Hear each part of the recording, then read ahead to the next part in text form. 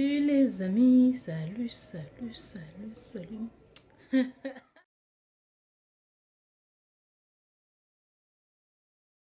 Aujourd'hui, en fait, j'aimerais vous parler de cette femme qui a donné ses 100 millions à son homme pour qu'on l'épouse.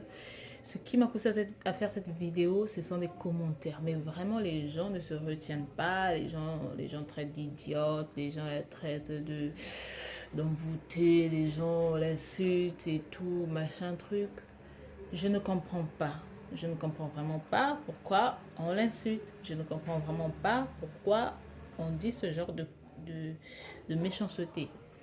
Parce qu'en fait, on est dans un monde où les gens préfèrent d'entendre dire que voilà, j'ai un enfant, je suis plus avec son père et tout, j'élève mon enfant tout seul, plutôt que de t'entendre dire que non, j'ai pas d'enfant parce que je suis pas encore mariée ou encore parce que voilà, je j'aimerais pas être juste la mère de l'enfant de quelqu'un, j'aimerais être la femme de quelqu'un et tout. Les gens trouvent ça bizarre. Les gens préfèrent que tu dises voilà, ça n'a pas marché, j'ai un enfant, voilà, ça n'a pas marché, j'ai deux enfants, voilà, ça n'a pas marché, j'ai trois enfants, et après on te critique, on te dit c'est juste mettre tes enfants au monde, c'est tout ça. Aujourd'hui, on a des coachs par-ci, par-là, des coachs qui sortent d'ici, qui sortent de là, qui viennent nous dire que voilà, il faut souffrir avec son homme, qu'il ne faut pas être une femme qui vient trouver un homme riche. Voilà l'exemple du couple Obama. Obama et sa femme, ils ont commencé depuis, voilà, machin truc. On ne sait pas ce qui se passe dans la relation d'Obama, hein, des Obama, de Michelle Obama et de Monsieur Obama. Hein. On ne sait pas. Peut-être que c'est Madame Obama qui a donné de l'argent pour qu'ils soient mariés. On n'en sait rien. C'est juste parce que Monsieur Obama n'a pas fui. Vous dites ce genre de choses, qu'il faut être cette femme-là qui pousse son nom. Ça, c'est une vraie femme. Pour moi, ça, c'est une femme qui a un grand cœur comme ça. Je ne la connais pas personnellement. Je ne sais même pas si elle est du Congo, de Pointe-Noire, de Brazzaville, de Dolésie, j'en sais rien. Voilà. Donc, pour moi, c'est une femme qui a un grand cœur. Une femme qui a trouvé son homme.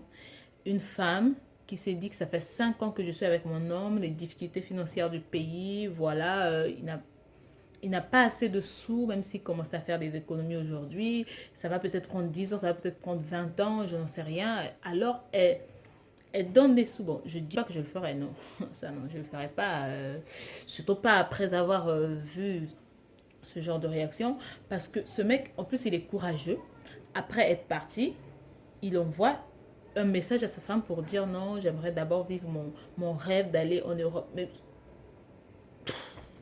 sérieusement, pourquoi est-ce qu'on croit que l'Europe c'est le paradis? C'est pas un paradis. Attends, tu as une femme qui te donne 5 millions pour faire votre mariage. Tu es sûr qu'elle sera incapable de payer un billet d'avion ou de faire en sorte que vous alliez en lune de miel en Europe?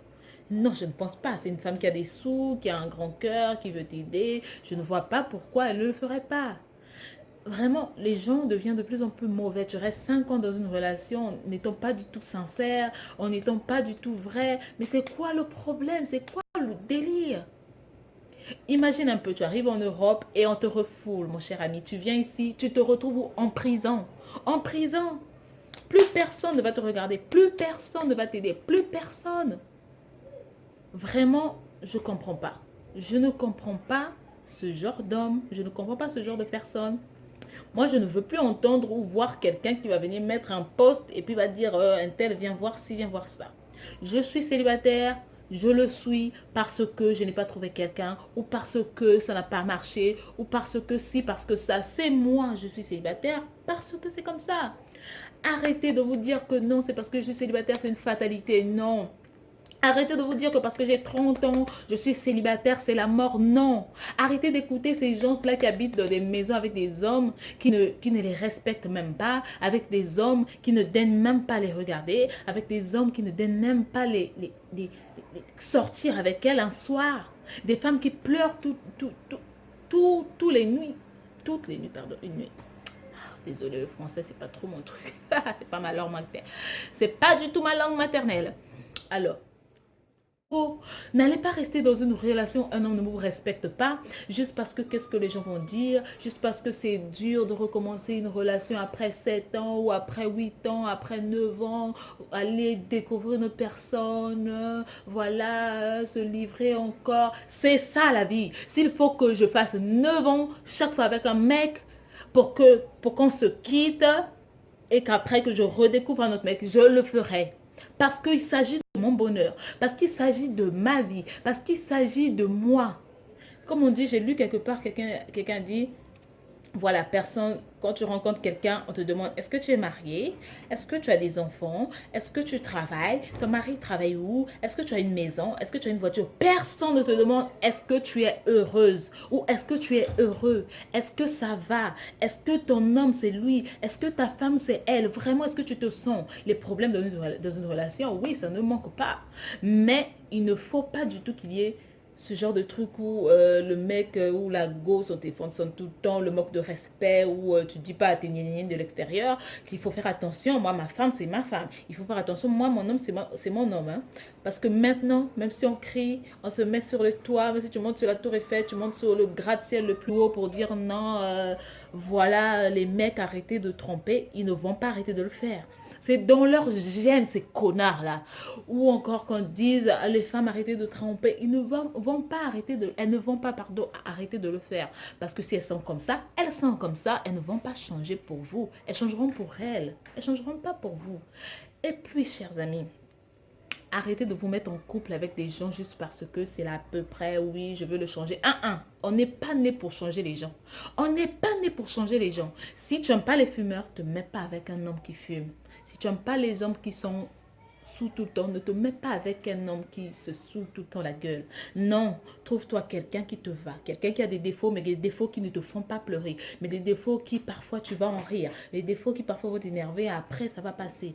Ne te mets pas avec quelqu'un qui a des grands défauts comme ça que tu ne supportes pas. Et après tu auras tout le temps quelqu'un qui est marié, qui a des problèmes, tout le temps, voilà, tes enfants ne sont pas épanouis parce que leur maman ne l'est pas, parce que leur papa ne l'est pas. Ne vous mettez pas avec des gens que vous voulez changer. C'est Dieu qui change les gens. Si Dieu ne l'a pas encore changé, au revoir. Vas-y, va trouver ton Dieu. Quand il te changera, tu viens. C'est pas à vous de changer les gens. N'allez pas vous dire que non, je veux me mettre avec un homme qui est chômeur parce que le coach ici a dit, le coach ça a dit qu'il faut supporter les hommes, qu'il faut faire ci. Si ça ne te va pas de te mettre avec un homme chômeur, ne le fais pas. Si tu veux trouver un homme qui a de l'argent, où est le problème? Où est le problème? Parce que déjà, si tu as un iPhone, le dernier qui est sorti, tu as un Samsung, le dernier qui est sorti, et tu te mets avec un homme qui ne peut même pas te donner 10 000 francs, qu'est-ce que tu vas faire? Tu vas accepter des rendez-vous, ça va être des querelles, ça va être je suis pas heureuse parce que le mec me donne pas ci, le mec me donne pas ça, le mec me donne pas ci, ceci. Ok, tu veux être avec un homme qui n'est pas bon, sois avec cet homme parce que tu l'as décidé, ne le sois pas parce qu'un tel a dit, parce qu'un tel est marié, parce qu'après on me charrie, parce qu'on dit voilà, non, à ton âge tu n'es pas marié. Les amis, je vais bientôt avoir 32 ans, je ne suis pas mariée, regardez, même pas fiancée et j'ai même pas un mec. Oui, j'ai même pas un mec. Et je suis heureuse avec moi-même. Apprenez à être heureuse seule. Apprenez à être heureux seul. Apprenez à envoyer balader des gens qui tout le temps viennent vous laver le cerveau avec ces histoires de mariage, ces histoires de si. Être célibataire, ce n'est pas une mort. Oui, on se mariera. Mais même si c'est à 50 ans que je me marie, je me marierai parce que l'homme que j'aurai trouvé sera bon. Parce que la femme que j'aurai trouvée sera celle qu'il me faut. Ne prenez pas l'à peu près. N'allez pas vous précipiter dans les choses. Apprenez à être seul aussi. Après une séparation, c'est bien d'être seul, de se retrouver, de sortir toute seule, de faire un.